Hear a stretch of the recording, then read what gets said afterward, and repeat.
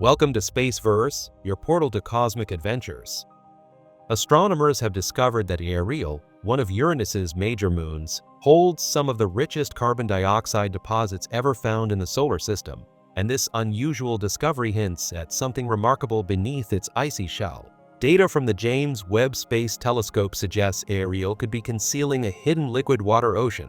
If so, this frozen world wouldn't be just another distant moon, but part of the growing family of ocean worlds alongside Europa, Enceladus, and Ganymede, places where vast underground seas may exist. And whenever scientists uncover signs of liquid water, one question always rises to the surface. Could this be another potential home for life? The story begins with a puzzle. Ariel's surface is absolutely coated with carbon dioxide ice. This is strange because at Uranus's distance from the Sun, which is 20 times farther than Earth, carbon dioxide shouldn't last long.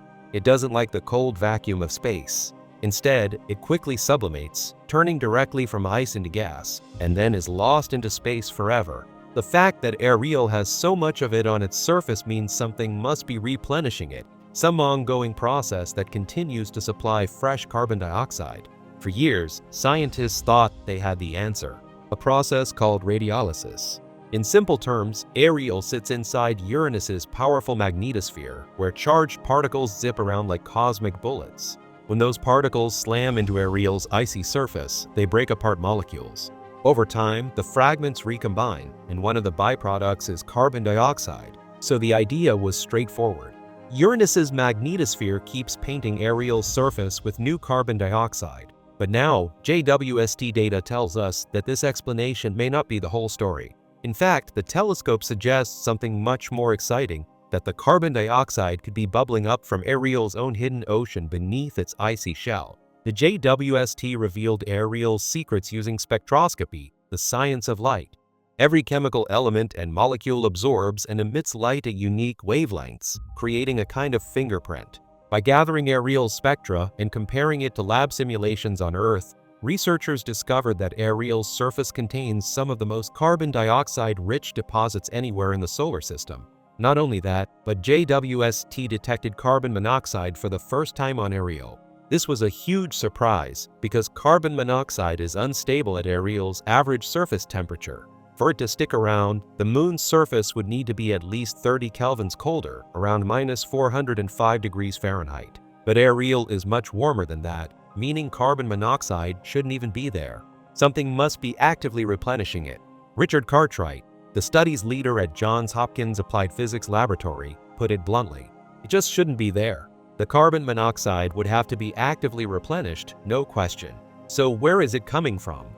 Radiolysis can still account for some of this, but it may not be enough. Voyager 2's flyby of Uranus back in 1986 and more recent studies show that Uranus' magnetic field is tilted about 58 degrees away from the plane of its moons.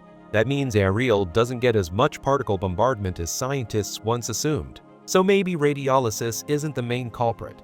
Instead, the answer might lie inside Ariel itself. The carbon dioxide and carbon monoxide may be produced in a hidden ocean beneath Ariel's ice shell. From there, they could escape through cracks in the crust or even be blasted into space by cryovolcanoes.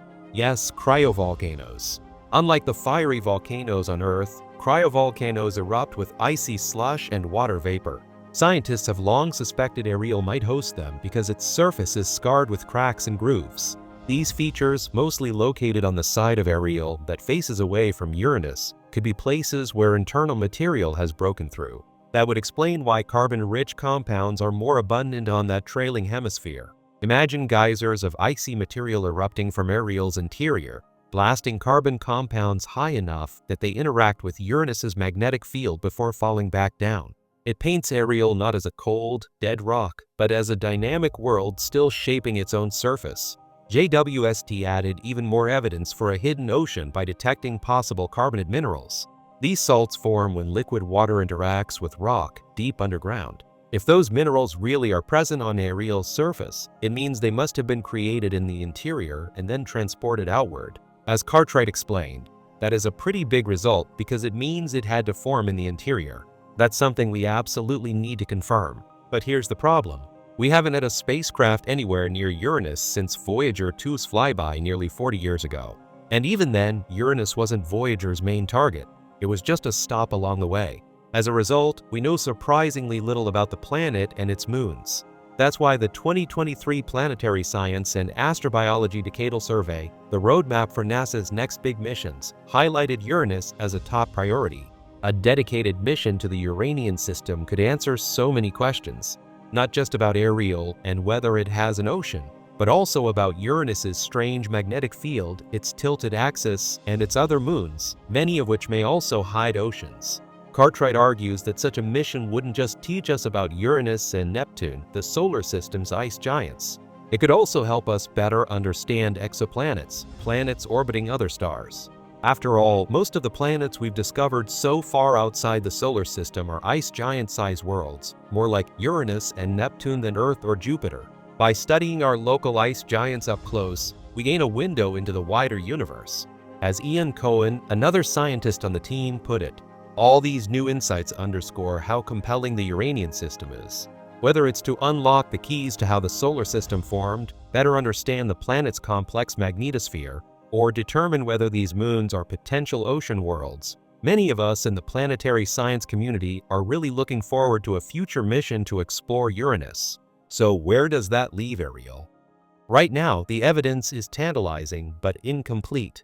We know Ariel is strangely rich in carbon dioxide and now carbon monoxide. We know these compounds shouldn't survive long without some active process replenishing them. And we know that Uranus's magnetosphere alone probably can't explain it. Add in the hints of carbonate salts, the cracked terrain, and the possibility of cryovolcanoes, and the case for a hidden ocean beneath Ariel's icy shell becomes very strong.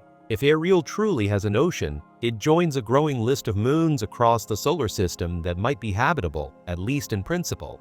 Earth may not be so unique after all. Our solar system could be filled with watery worlds, hidden beneath crusts of ice, and each of them might host the chemistry necessary for life. Ariel reminds us that even in the cold, dark reaches of the outer solar system, moons can surprise us with unexpected activity. The James Webb Space Telescope has opened a new window into these distant worlds, but to truly uncover their secrets, we'll need to go there.